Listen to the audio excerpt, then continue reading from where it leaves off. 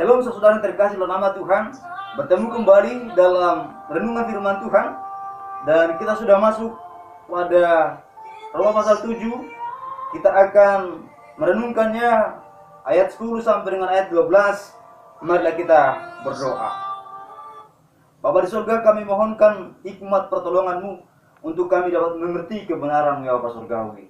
Tolonglah kami Bapa, dalam nama Tuhan Yesus kami berdoa dan bersyukur. Haleluya. Amin. Saudaraku, untuk menyingkat waktu, kita akan membaca firman Tuhan. Demikianlah firman Tuhan bagi kita. Ayat yang ke-9.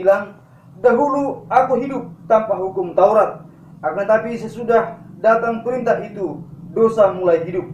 Sebenarnya aku mati, dan perintah seharusnya membawa kepada hidup, ternyata bagiku justru membawa kepada kematian. Dikatakan, jadi hukum Taurat adalah kudus, dan perintah itu juga adalah kudus, benar, dan baik. Saudaraku, kita masih dalam seri lanjutan firman Tuhan yang sesi yang lampau, fungsi hukum Taurat. Saudara yang berbahagia, setelah kita merenungkan firman Tuhan pada sesi sebelumnya, bahwa hukum Taurat membangkitkan dosa, bahwa hukum Taurat justru membangkitkan dosa bagi semua manusia dan membuat mereka sadar bahwa mereka penuh dengan dosa. Pada bagian ini kita diingatkan oleh firman Tuhan bahwa hukum Taurat membawa kepada kematian. Itulah dikatakan kepada kita dari ayat 10 sampai dengan ayat 11. Bahwa seseorang akan tahu bahwa dirinya telah berdosa dan seseorang telah melanggar hukum itu. Dan hukum itulah yang membawa dia kepada penghakiman. Dan penghakiman itu kepada kematian. Tatkala hukum diberikan kepada manusia yang pertama, di sana dikatakan bahwa tatkala engkau makan buah tengah-tengah itu engkau mati. Itulah perintah kepada mereka, dan mereka menentangnya, mereka menolaknya. Setiap manusia yang menolak Tuhan, yang memberontak terhadap hukum Tuhan, maka hukumannya adalah kematian.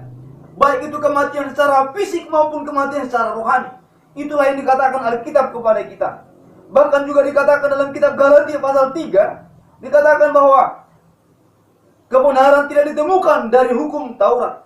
Bahkan oleh hukum Taurat, manusia dibawa kepada penghakiman. Saudara yang terkasih dalam nama Tuhan, Taurat tidak dapat membawa hidup. Taurat hanya dapat membuat manusia sadar bahwa dia berdosa. Menunjukkan kepada manusia bahwa dirinya penuh dengan dosa dan membutuhkan Tuhan. Roh Kudus menuntun kita agar kita dapat datang kepada Tuhan.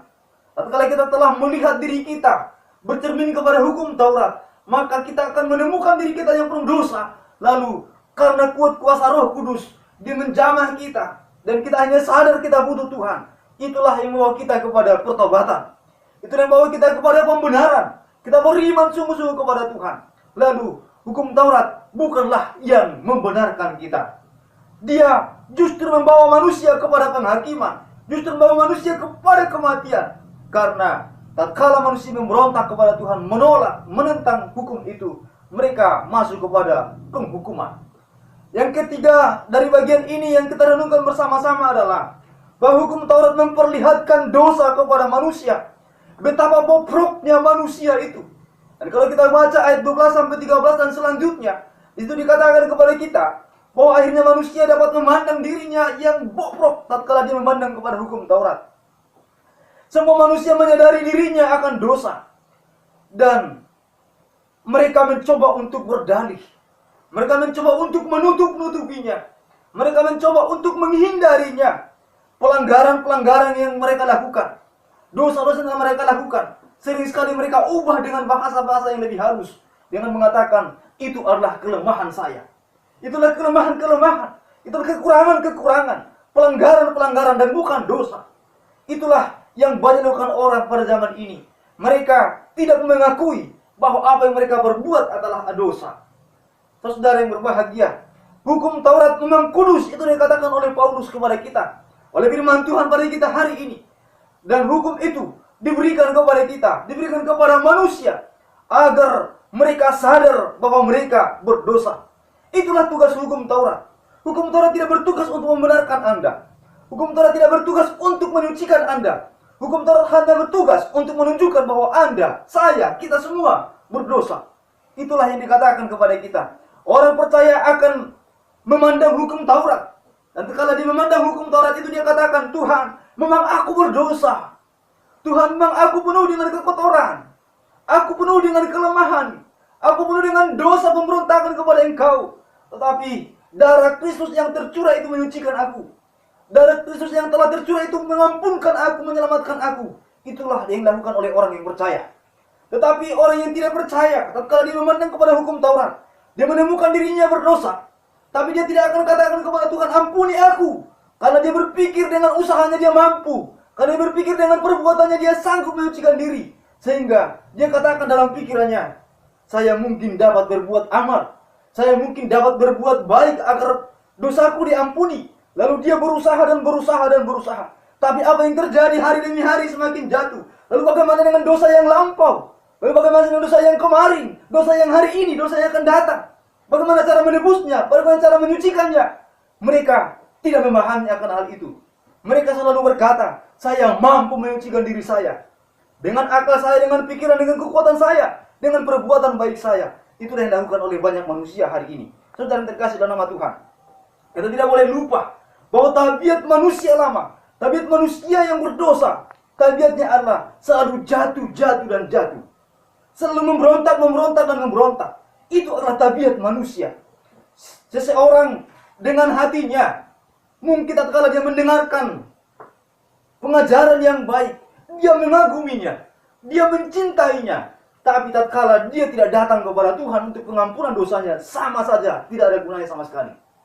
Saudara yang terkasih dalam nama Tuhan, hari ini, renungan yang sangat singkat ini, biarlah ini menggugah setiap hati dan pikiran kita, bahwa hukum Taurat itu kudus. Hukum Taurat itu ada gunanya, banyak gunanya. Gunanya bagi orang yang percaya, untuk membuat dia berbahagia, menyadari Tuhan mengampunkan dosanya yang begitu banyak itu. Gunanya bagi orang yang bukan milik Tuhan, agar mereka menyadari bahwa mereka butuh Tuhan. Dan saudaraku, di manakah posisi kita hari ini? Apakah kita yang belum menyerahkan diri kepada Kristus, sehingga kita berkata, hukum Taurat ini diberikan kepada saya agar saya tahu dosa saya, tapi tidak perlu datang kepada Kristus? Ataukah kita menjadi orang yang sudah datang kepada Tuhan pengampunan kita? Saudaraku, hari ini ambil kesimpulan, ambil keputusan yang benar. Datanglah kepada Kristus untuk pengampunanmu. Hanya itu satu-satunya. Dan jika engkau telah dibenarkan, jika engkau telah mendapatkan pengudusan itu, penyucian itu, keselamatan itu, maka itulah hari yang penuh bahagia bagimu. Hari yang penuh menyukakan hatimu. Dan tidak ada sukacita yang lain yang dapat menggantikannya, atau yang dapat dibandingkan dengan hal itu, tatkala Kristus telah menyelamatkan engkau. Itulah kebutuhan terbesar dari umat manusia, bahwa mereka butuh keselamatan. Kebutuhan terbesar dari orang berdosa adalah mendapatkan pengampunan. Sama halnya kebutuhan terbesar dari seorang yang sakit adalah kesembuhan. Itulah kebutuhan kita, pengampunan kita. Dan hukum Taurat diberikan, aturan-aturan, ajaran-ajaran agama diberikan. Itu hanya untuk membuat kita sadar kita butuh Kristus Juru Selamat. Mari kita tundukkan hati dan pikiran kita berdoa. Bapa Surgawi, dimanapun pendengar kami berada Tuhan, jamah dan tuntunlah mereka kepada kebenaran-Mu, agar mereka mendapati hidup mereka telah diampunkan oleh Engkau. Tuhan, ampuni mereka. Dan Tuhan bawa mereka kepada Engkau Tuhan, agar mereka menjadi pelaku-pelaku kebenaran.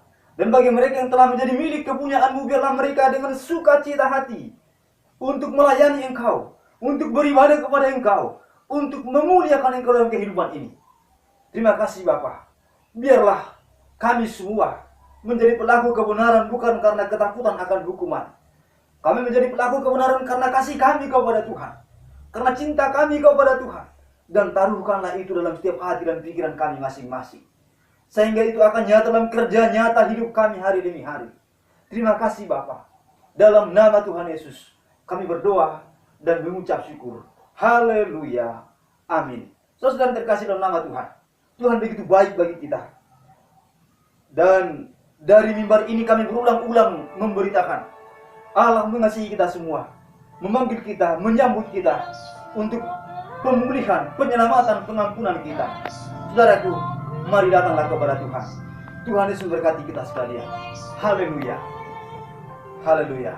Amin.